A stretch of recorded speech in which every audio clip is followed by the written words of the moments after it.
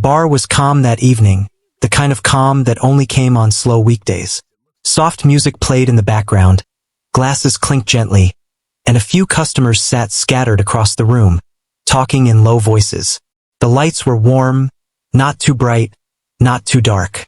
It was meant to feel welcoming, like a place where people could relax and forget their worries for a while. A man stepped inside quietly. He wore old jeans, a dark jacket that had clearly seen better days, and shoes that were worn at the edges.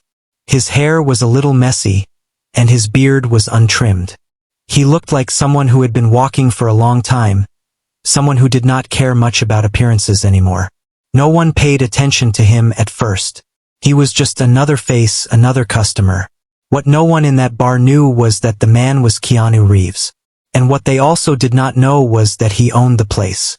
Keanu paused near the door for a moment, taking everything in. He watched how the staff moved, how they spoke to customers, how they handled small problems. He was not there to check sales numbers or profits. He was there to see something else. He wanted to see how people treated others when they believed no one important was watching. He chose a small table near the back, not too hidden but not in the center either. He sat down slowly and rested his hands on the table. A few customers glanced at him briefly, then looked away. One pair of well-dressed guests at the bar whispered something and laughed quietly. Keanu noticed, but his face stayed calm. A young waitress was moving quickly between tables. It was clear she was still new. She checked orders twice, apologized often, and tried her best to keep up. Her shoulders were slightly tense, like she was afraid of making a mistake.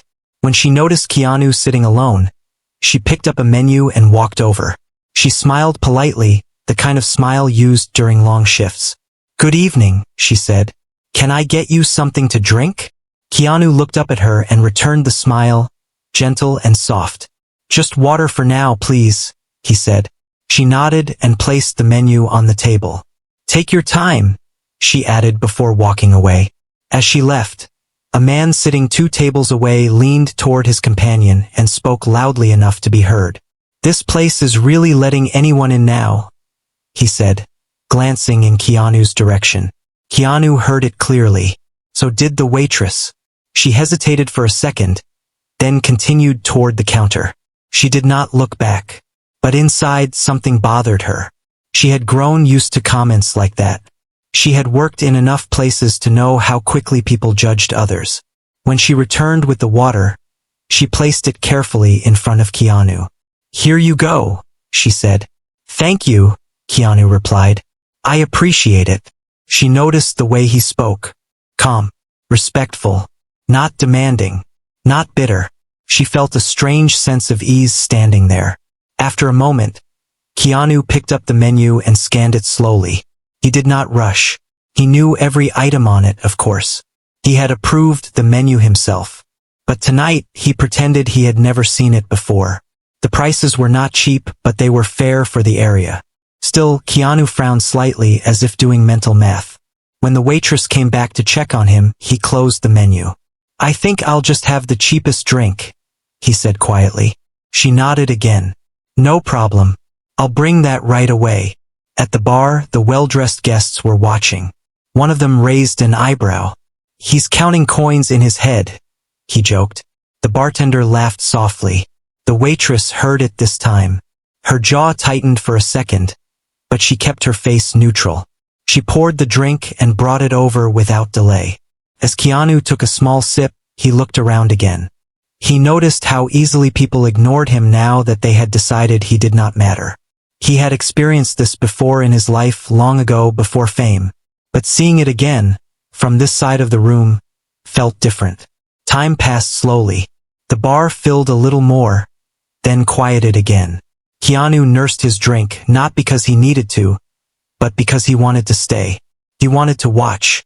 When the waitress returned to clear a nearby table, he spoke up. "Excuse me," he said gently. She turned. "Yes. I was wondering, how much is another drink like this?" She told him the price. Keanu nodded slowly. "I see." He hesitated, then added, "I might not be able to afford another one tonight." There it was. The moment he was waiting for. The waitress did not laugh. She did not roll her eyes. She did not step back or change her tone. Instead, she looked at him for a moment, really looked at him. She saw tired eyes, but not empty ones. She saw someone who seemed polite despite whatever weight he was carrying. "That's okay," she said. "You're welcome to stay as long as you like." Keanu was surprised by how simple her answer was. She paused, then added, "Would you like some water? It's free." "Yes," he said, smiling again. "That would be nice." She brought the water and set it down. As she did, one of the managers passed by and noticed the table. His eyes moved from Keanu's clothes to the nearly empty glass. "Everything all right here?" the manager asked, not bothering to hide his tone. "Yes," the waitress replied quickly. "All good." The manager nodded, but his eyes lingered on Keanu for a second longer before he walked away. Keanu felt a quiet sadness. Not anger, just disappointment. This was the part of society that rarely changed. People were often kind only when it was convenient. A few minutes later, the waitress returned again. This time, she placed a small plate on the table. It held a simple snack. "Someone ordered too much," she said softly. "It would go to waste otherwise." Keanu looked at the plate, then up at her. "Are you sure?" She nodded. Yes. He could see it now. This was not pity. This was kindness without conditions. "Thank you," he said, his voice quieter than before. She smiled, a real smile this time, and walked away. From across the room, the well-dressed guests watched again. One of them frowned. "Is she giving him free food?" "Unbelievable," the other replied. Keanu did not look at them. He focused on the plate in front of him, on the simple act that meant more than anyone in the room realized. As he ate slowly, he made a decision. This evening was already telling him everything he needed to know. But the most important part was still ahead. And the waitress had no idea that her small choice, made without thinking of rewards, had just placed her at the center of something much bigger than herself. Outside, the city moved on as usual. Cars passed. People hurried by. Inside the bar, no one noticed that a quiet test had begun, and that by the end of the night, lives would change in ways they could not yet imagine. The bar grew a little busier as the evening moved on. More people came in, laughing loudly, ordering drinks without looking at the prices. Their voices filled the space, but the feeling around Keanu's table stayed quiet. He sat there calmly, sipping water now, listening more than speaking. He had learned long ago that silence often showed people's true nature better than words. The waitress moved from table to table, her steps quick but careful. Every now and then, she glanced toward the back to check on him. Not because she had to, but because she wanted to. Something about him felt different. He never complained. He never snapped his fingers or raised his voice. When she asked if everything was okay, he always answered with a simple thank you. At one point, a group near the bar started celebrating loudly. They were clearly regulars, confident and demanding. One of them waved the waitress over and spoke sharply, complaining that their drinks were taking too long. She apologized right away, even though she had already been rushing all evening. Keanu watched from his seat. He saw how her shoulders stiffened for a moment, then relaxed again as she forced a smile. He recognized that look. It was the look of someone used to swallowing frustration just to get through the day. When she returned to Keanu's table, she exhaled softly. "Sorry about the noise," she said. "It gets like this sometimes." "It's fine," he replied. "You're doing a good job." The words surprised her. She blinked, then smiled in a way that felt almost shy. "Thank you," she said. "That means more than you think." A few minutes later, the manager approached her near the counter. His voice was low but firm. He nodded toward Keanu's table. "That man back there," he said. "Is he ordering anything else?" She shook her head. "Just water for now." The manager frowned. "We can't have people sitting around all night without buying. It doesn't look good." She hesitated. "He did order earlier." "Yes, but still," the manager replied. "Keep an eye on it." She nodded, though something about the conversation didn't sit right with her. She had seen people sit for hours before, spending less and complaining more. No one ever said anything then. This felt different. When she walked back to Keanu's table, her expression softened again. "Is everything okay?" she asked. "Yes," he said. Then, after a pause, he added, "You seem busy. Do you ever get a break?" She laughed quietly. "Not really. Maybe for 5 minutes if it's a good night." "That sounds exhausting," he said. "It is," she admitted. "But work is work." He nodded slowly. "Do you enjoy it?" She thought for a moment before answering. "I enjoy meeting people. I don't enjoy how some people treat others." Keanu looked down at the table, then back up at her. "I understand that." Before she could respond, one of the loud customers called her again, snapping his fingers. She turned quickly. "I'll be right back," she said. As she walked away, one of the well-dressed guests leaned toward another customer and said, "Why is she wasting time on that guy in the back? He's clearly not spending." Keanu heard it clearly. This time he felt something tighten in his chest. Not because of the insult, but because he knew how often kindness was questioned when it didn't serve profit. Later, when the rush slowed, the waitress returned with a fresh glass of water. "On the house," she said gently. He raised an eyebrow. "Are you sure?" "Yes," she replied. "Everyone deserves water." He smiled. "You're right." As the night continued, Keanu noticed small things. How she cleaned tables others ignored. How she helped the bartender without being asked. How she spoke kindly even when customers were rude. These were not big actions. They would never make headlines. But they revealed character. Eventually, the manager approached Keanu directly. "Sir," he said, arms crossed, "are you planning to order anything else?" Keanu looked up calmly. "I don't think I can tonight." The manager sighed, clearly annoyed. "We need tables for paying customers." Before Keanu could respond, the waitress stepped forward. "He already ordered earlier," she said. "And it's not busy right now." The manager looked at her sharply. "That's not the point." "It should be," she replied quietly. Her voice was steady, though her hands trembled slightly. "He's not bothering anyone." There was an awkward pause. Other staff members pretended not to listen, but everyone felt the tension. The manager shook his head. "Just don't make a habit of it," he said before walking away. The waitress stood there for a moment, then turned back to Keanu. "I'm sorry," she said. "That wasn't fair." He studied her face. "You didn't have to do that," he said. "I know," she replied. "But it felt wrong not to." Something shifted inside him at that moment. He had seen wealth change people. He had seen fame silence honesty. But here was someone with very little still choosing dignity. As the bar began to empty, Keanu checked the time. He knew the next step was coming soon, but he wasn't ready yet.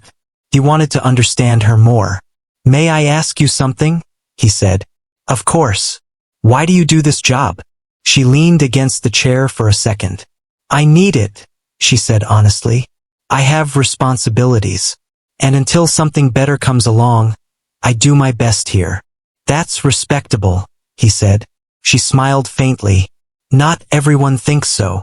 "I do," he replied.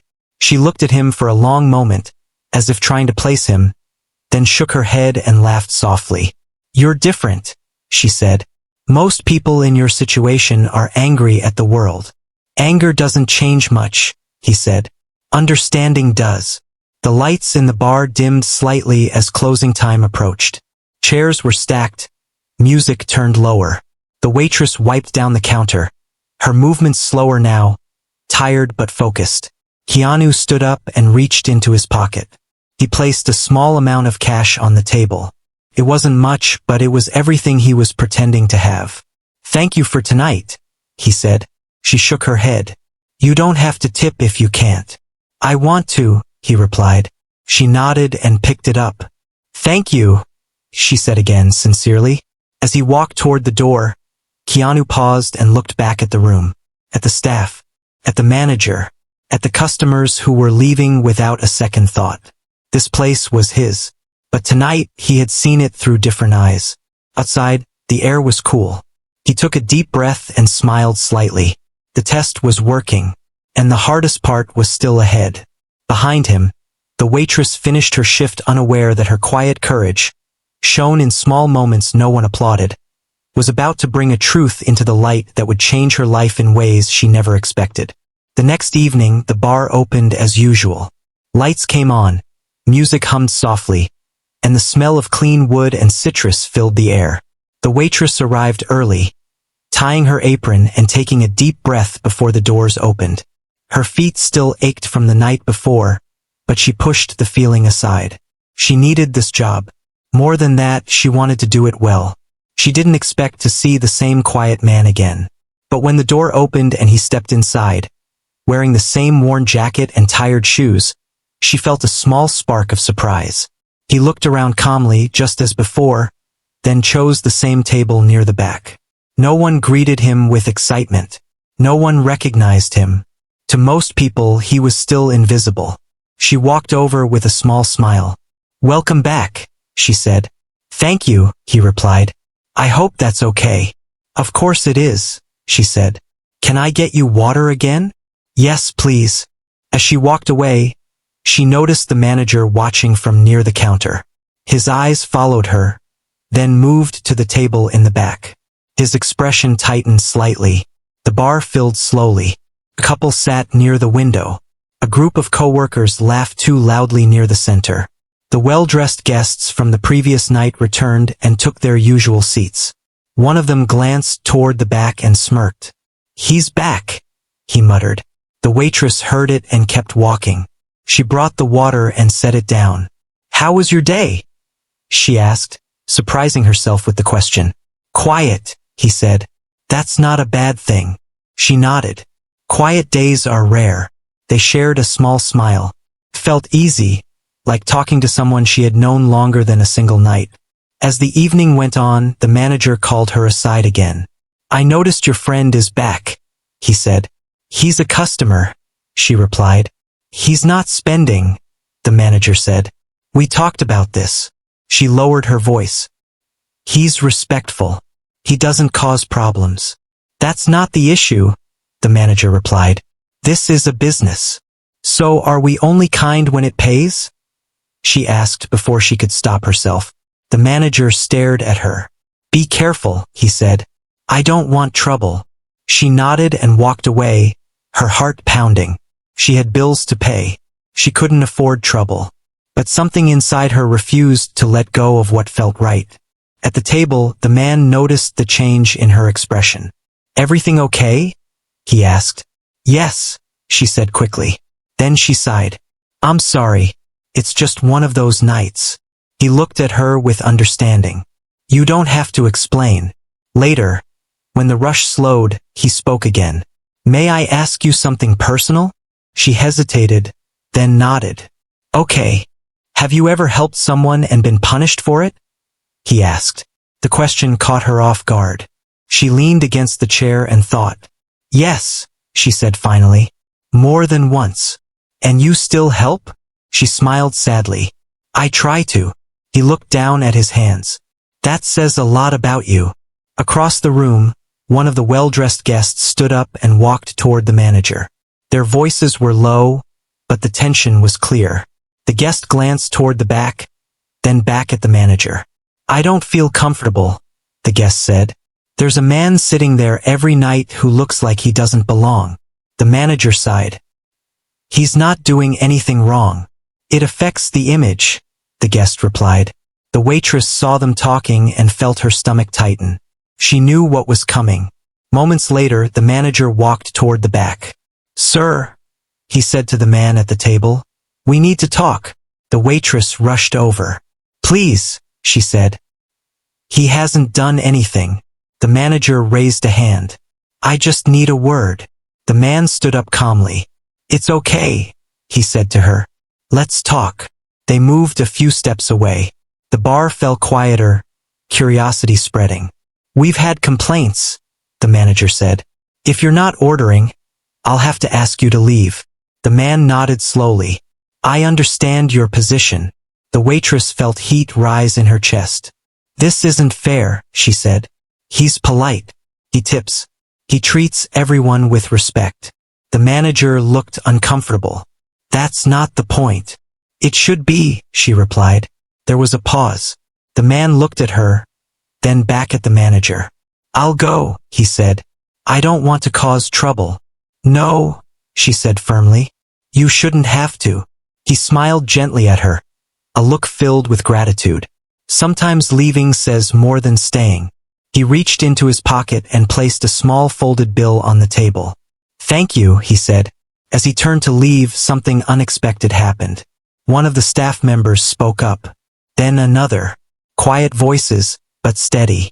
He didn't do anything wrong, someone said. He's always respectful, said another. The manager looked around, surprised. The room felt different now. He cleared his throat. Let's all calm down, he said. The man paused near the door. He looked back at the room, then at the waitress. I'll come back another time, he said. She nodded, eyes shining.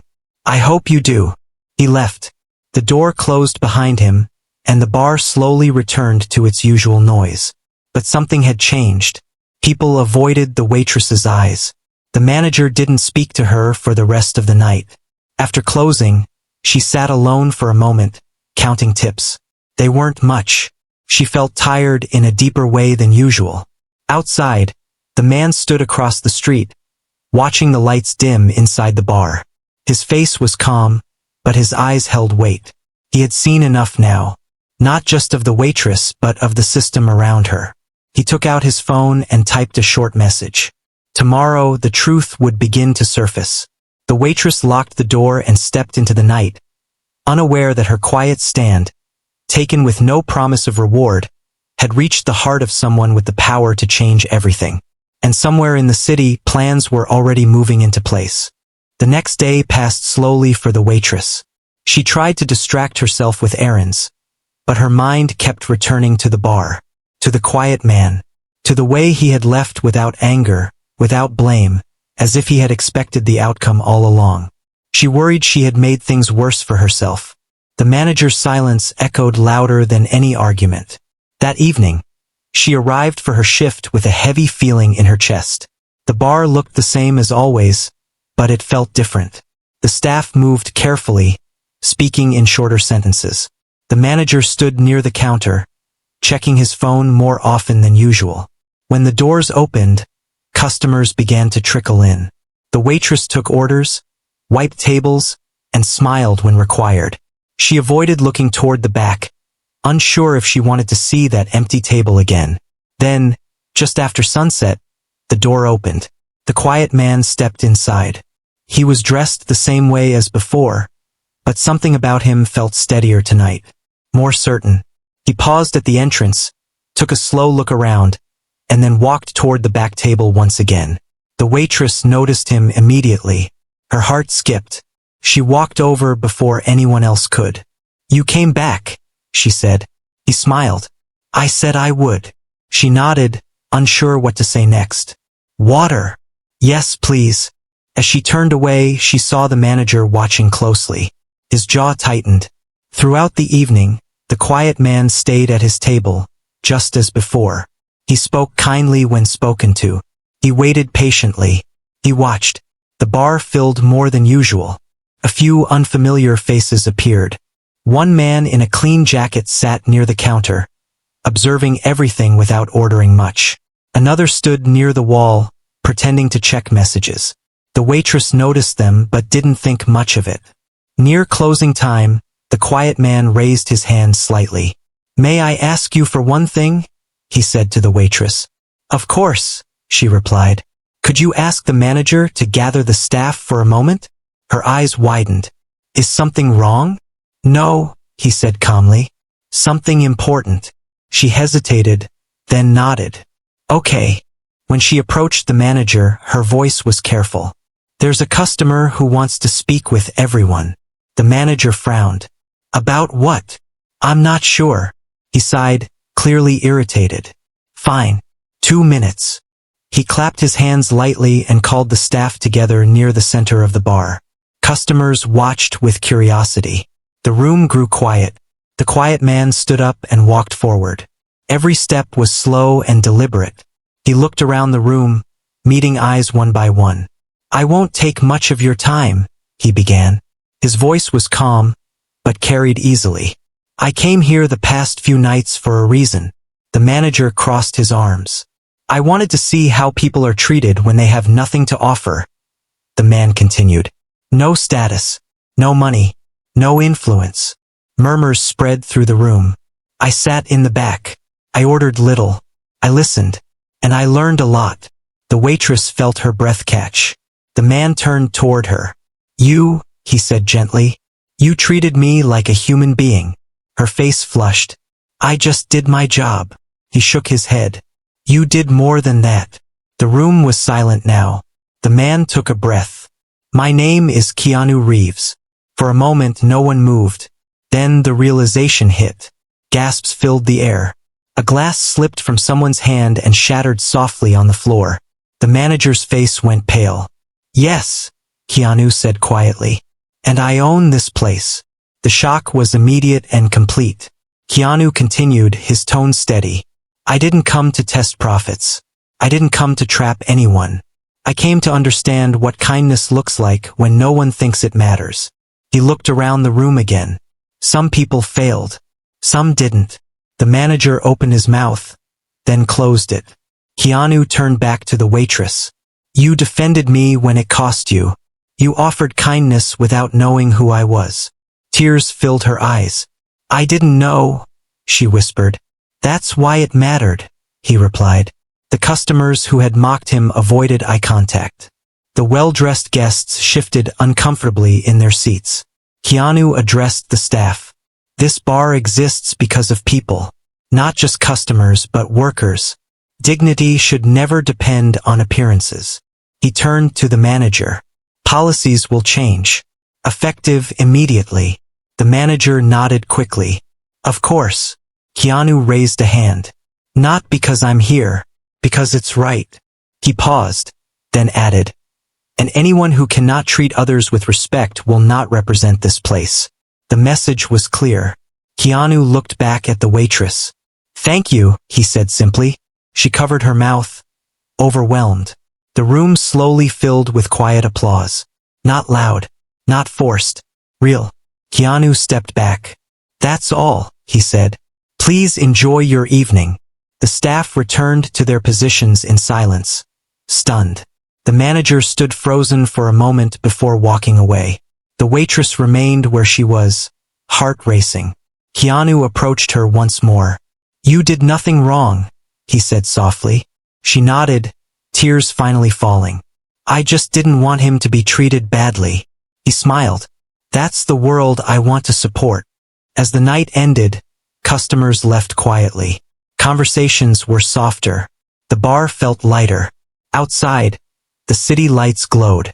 Inside, something fundamental had shifted, and the waitress stood at the center of it, realizing that the smallest acts of courage could echo louder than anyone ever expects. The days that followed felt unreal to the waitress. She went home that night and barely slept. Her mind kept replaying the moment when the truth was revealed, when the quiet man spoke her name without ever having asked for it, when the room shifted in a way she could feel in her bones. She woke up early, wondering if everything would go back to normal or if normal had already changed. When she returned to the bar the next evening, the doors were already open. The lights were brighter than usual. The music felt lighter. Something small but important had shifted in the air. A short meeting was called before the rush began. The manager stood in front of the staff, looking tired but serious. "There are new expectations," he said. "How we treat people matters. Everyone." No one argued. No one laughed. The message was clear. During the shift, customers came and went as usual. But the tone was different. Complaints were handled with patience. Jokes were softer. A few regulars didn't return, but no one seemed to miss them. The waitress noticed that she wasn't rushing with fear anymore. She moved with confidence she didn't know she had. Later that night, the quiet man returned. This time, he was not pretending. He walked in wearing clean clothes, simple but neat. Nothing flashy. Still the same calm presence. Some people recognized him now and whispered, Others stared. He acknowledged them with a nod and nothing more. The waitress saw him and froze for a second. Then she walked over. "Good evening," she said. "Good evening," he replied. "How are you?" "I'm better," she said honestly. "I'm glad," he said. They spoke quietly. No audience. No speeches. Just two people talking. "I wanted to thank you again," he said. "And to check on you." "I'm still here," she said. "That means something." "It does," he replied. He ordered a drink and paid without comment. When she brought it, he asked if she had a moment after her shift. She hesitated, then nodded. After closing, they sat at a small table near the window. The city outside moved slowly. Cars passed. People walked by without knowing what had happened inside these walls. "I won't pretend I know your life," he said. "But I want you to know this place will be different." She listened quietly. "There will be training," he continued. "Clear standards. And support. Not just words." She nodded. "That would help a lot of people." "There's something else," he said. "If you're interested." She looked at him, unsure. "I'd like you to help shape how this place treats others," he said. "Not as a symbol. As a voice." Her breath caught. "Me?" "Yes," he said simply. She laughed softly, overwhelmed.